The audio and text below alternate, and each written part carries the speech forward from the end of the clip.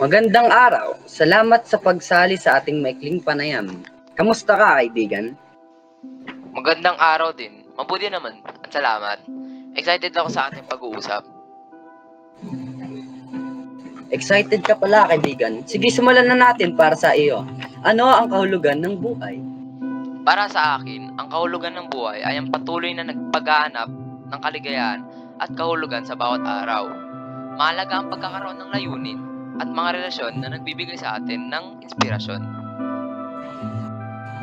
Napakaganda ng sagot mo. Sa tingin mo ba ang kahulugan ng buhay ay nagbabago habang tumatanda tayo, kaibigan? Oo, naniniwala ako na nagbabago ito.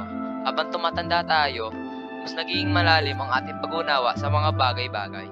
At kasama na rito ang kung paano natin nakikita ang buhay. Ang mga karanasan natin ang nagtuturo sa atin kung ano ang tunay na mahalaga.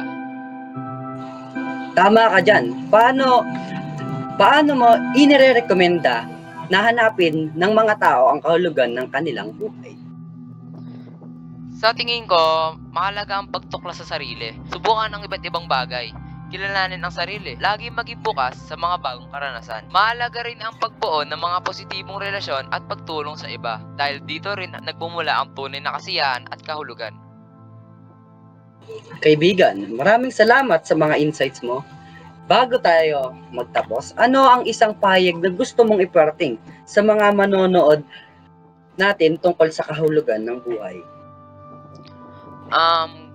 Gusto ko lang ipaalala na ang kahulugan ng buhay ay hindi isang bagay na makikita natin agad. Patuloy natin itong hinahanap at natutuklasan sa bawat araw. Mahalaga na magpasalamat tayo sa mga simpleng bagay at mahalin ang mga taong nasa paligid natin.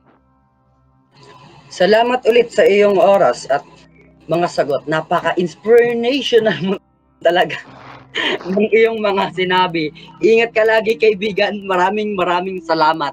Salamat din. Ingat ka din. Peace out, kaibigan.